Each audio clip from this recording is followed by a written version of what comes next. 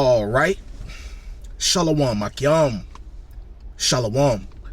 This is the Brother Ba'ar coming back at you again with another daily exhortation to edify the body, to edify the sheep of Yahweh Ba'ashem Yahweh Shah to the best of my ability.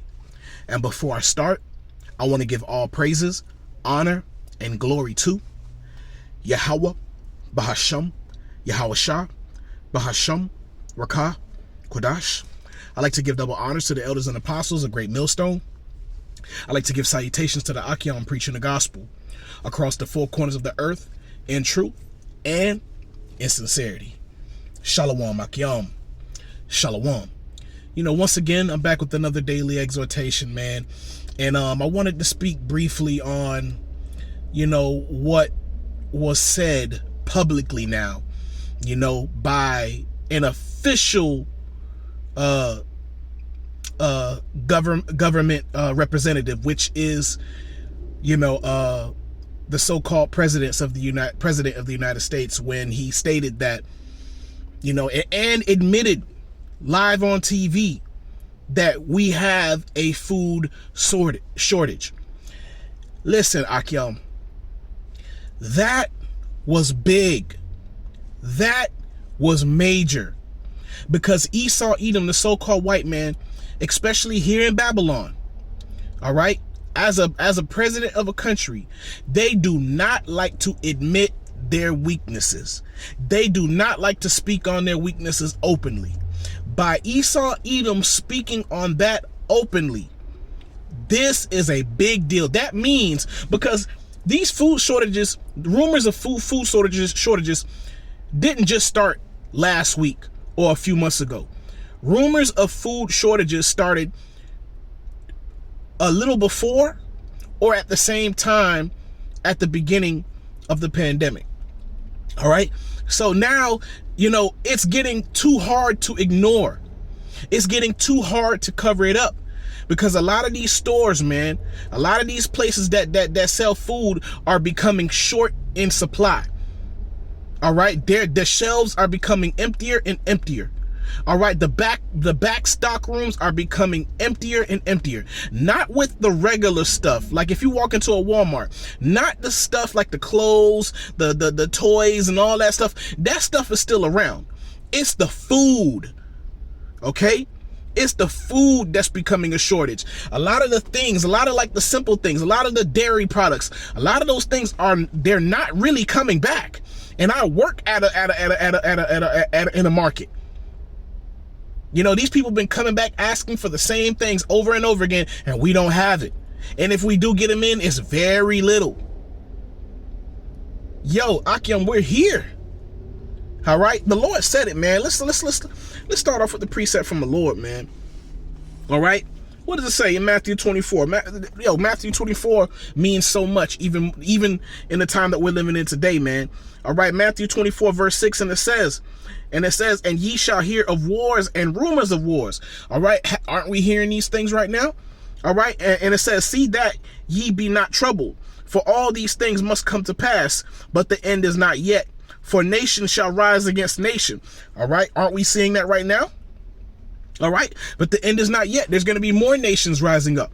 Okay, and it says kingdom, and it says and kingdom against kingdom, and there shall be famines and pestilences. See, now that, you know, not only are we hearing about famines, the food shortages, but they've yet to publicly speak about, at least here in Babylon, about the oncoming pestilences. All right, they're really trying to, you know, keep that under wraps, but foreign media, you know, independent media groups, they're reporting on these things, man. All right, but here in Babylon, they're not bringing it out, man. All right, but we hear these things coming, man. Little news clippets here and there. Yo, they about to get ready to shut this thing down on a whole new level. All right, it's gonna be food shortages, and they're gonna lock this thing down, man. All right, they really, listen, man. For a lot of you people over here straddling the fence, man, being unsure, these people really about to do what they say they finna do, man. All right, Esau Edom, the so-called white man, he's really about to do this, man. All right. We've been warning the people for years, man. All right. We've been warning the people for years. Now you have these celebrities talking about all the evil and wickedness that Esau Edom has been doing to us in our communities, man. Yo, man, haven't the apostles, starting with their elders, haven't they been saying these things for years, decades?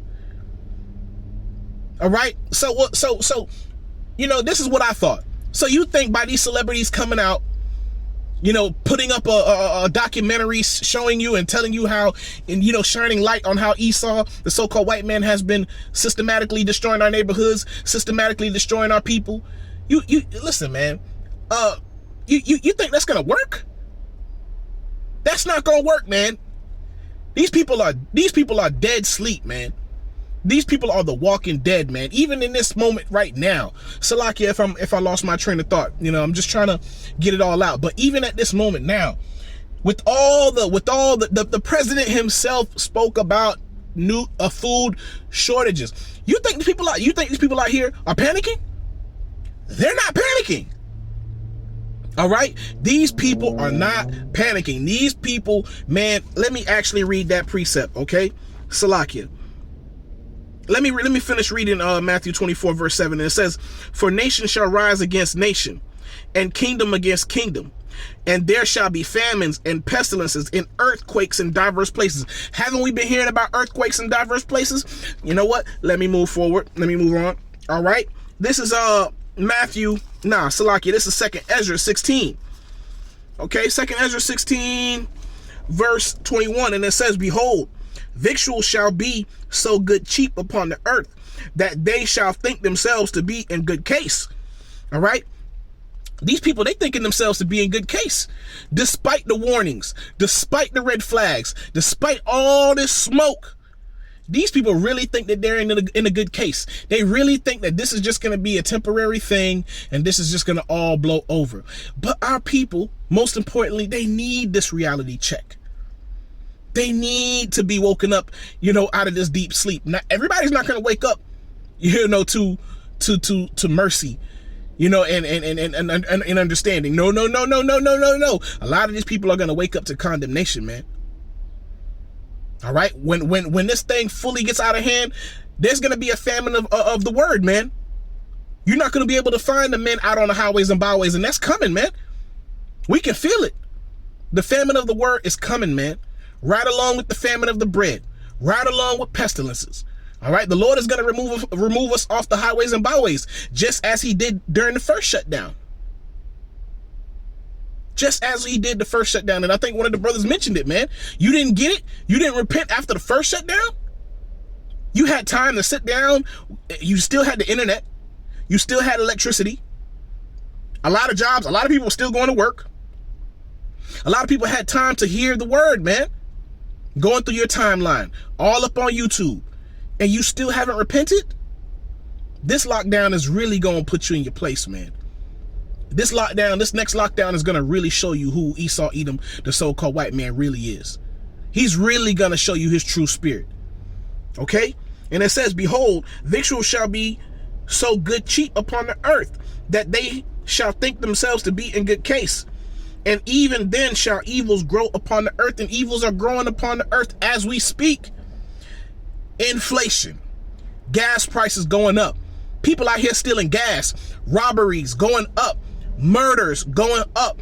All these evils are being increased. And do you think the people in general are even worried? They're not. These people are in the deep sleep, man. Man, the Lord has done a marvelous work. He's done a marvelous work, man. These people here, man. Hey, man, this place is so prepared, man. It's like a calf that's fat and ready. You know what I'm saying? It's like a sheep that's ready to be slaughtered, man. All fat. You know what I'm saying? Yeah, man. These people here, man. Yeah, we can see it. We could definitely see it, man. These people are full of pride, man. Full of pride. And it says that in 2nd Ezra 15. All right, let's see. Man, now I'm going to start off 2nd Ezra 15, verse 14, and it says, woe to the world and them that dwell therein, for the sword and their destruction draweth nigh. One people shall stand up to fight against another, and swords in their hands. You know, what is the modern day sword? Guns. All right, but one of the brothers, man, he had a testimony about a dream he had, man, and that word sword, you know, in his dream was literal. You know, everybody had machetes, you know, and swords and things like that in their hands, because in those days, bullets aren't easy to come by. You got to put bullets in a controlled environment, as far as like humidity. If there's too much humidity in a room, those bullets, the powder in the bullets can become moist. All right, you can ruin bullets by keeping them in conditions that aren't conducive. All right, you know, you got to make bullets. A lot of these people don't know how to make bullets. You think they're gonna have bullets in them times? No, they're not. All right, so a lot of these people, man, they're gonna die by the sword, man, literally. Knives, machetes, or all kind of forms of weaponry that they have in their homes. They're going to use these things, man. This is the time that we're coming into, man. All right. And it says, verse 16, for there shall be sedition among men and invading one another. They shall not regard their kings nor princes. All right. And this is what's happening right now. You have the left hand, you have the red against the blue. You know, you have a lot of these liberals against the against the right wingers, whatever they're called, man. Esau, Edom, the so-called white man, his house is divided, man. All right, his own people is getting ready to coming against him, man. Well, coming against themselves. All right, because he even Esau, Edom, the so-called white man, and their elite, they lied to their own people. All right, and it says, and the course of their actions shall stand in their power. A man shall desire to go into a city and shall not be able. For because of their pride, these people are prideful, man. Very proud. Very, very, very proud, man. This is why they're not listening. This is despite their own people telling them what's happening. They're not listening. Deep sleep, man. The Most High is true, man. Okay? And it says, the city shall be troubled. The houses shall be destroyed. And men shall be afraid. A man shall have no pity upon his neighbor, but shall destroy their houses with the sword, and spoil their goods because of the lack of bread, and for great tribulation, man. All right? For the lack of bread, the lack of food. The warning signs are everywhere, but you can't say the men of the Lord, the prophets, hasn't warned you years before. Consistently, day in, day out, week in, week out, all day. The Lord said that we were not going to hold our peace day or night, all times of the day. The men of the Lord doing the work, warning the people, warning our people. And, you know, these other nations, they can't help but they can't ignore what we're doing. Okay? Yeah, man. We're in that time, man. The Lord wasn't lying. But these people, man, they don't love the Lord. Neither do they consider his words. They're not mindful of what's written. In this generation here, this is not a godly generation. This generation here, I don't care what they say. Oh, we believe in God. We believe in Jesus. They don't believe in the scriptures, man. They don't, man. You know, thinking back in the world, I would have never thought that our people would be, you know, in this state of darkness. I would have never thought, man. I really thought a lot of our people who say they believe in the Most High truly believed in the Most High. I really thought that a lot of these so-called Christians actually read the Bible and knew what was going on, all that kind of things. They don't. They don't. All right, and just speaking of the times that's coming, man. You know, food shortages. Things becoming very small in number. These companies are sending their products out little by little. They're not sending them out how they used to anymore, man. Remember, almond milk, that shit is low. that stuff is low, man. They don't have stuff like that. Stuff like that should be, it used to be so common. We used to have so much in abundance of those kind of things. But now, you'll hear customers saying, man, I came in all week. It's been 2 weeks and I can't even find them. Yeah, because as soon as we get them, it's like 1 or 2 boxes and they're gone. All right. This is Ezekiel 4, verse 16. And it says, moreover, he said unto me, son of man, behold, I will break the staff of bread in Jerusalem, which are you Negroes, Latinos, and Native Americans, and especially our people, and also our people that are scattered amongst the other nations, that look like the other nations. Okay. And it says, and they shall eat bread by weight. All right. And with care. We're going to be living in a time where there ain't no time to waste food, man. One of the brothers in our camp, the brother Gabar, man, he was mentioning, he was getting on his daughter about, how she threw away her leftover plate in the garbage. And he was, preaching, he was prophesying. He was like, man, the time is coming where, you're going to dig in that garbage. You finna eat that food, and he was right. Because that time is coming. We're not going to be ashamed about our food that's in the garbage. We're not going to be ashamed about that no more. That's going to be a delicacy. Finding food in the garbage and eating it. Salakia. Got bugs in here. All right. But yeah, man, we coming in that time, man. You finna eat through the garbage. And all you people, you full of pride, man. Okay. Let me continue. And it says, moreover, he said unto me, son of man, behold, I will break the staff of bread in Jerusalem. They shall eat bread by weight and with care, and they shall drink water by measure, man. And hey, man, this is why, the elders and the apostles, they said, they always mention that we have to be wise as well. Have a little, stored up in your household. Now, we're not trying to store up, for Jacob's trouble. There's no way possible. The apostle used to say it all the time. There's no way possible to prepare for the end of the world. There's no way possible you could prepare for it. The only way that we could prepare is by repenting and returning unto the Lord. But only Jacob has been given that avenue. All right. Only Jacob has been shown unto mercy. Only Jacob has been shown mercy. All the other nations, we tell them of their judgment. It's written in the scriptures. They're going into captivity. All right. Right after the destruction of Babylon, which is also known as America today. All right. After the Most High destroys this place, the other nations, they're going into captivity. And the remnant of Edom, they're going into captivity, man, for 1,000 years. All right. And that's going to be the longest 1,000 years ever known. That's been never known. I say that. Okay. It's going to be the longest 1,000 years never known to man. All right. And let me see. Yeah, man, we're going to drink water by measure, man. Cap full a day.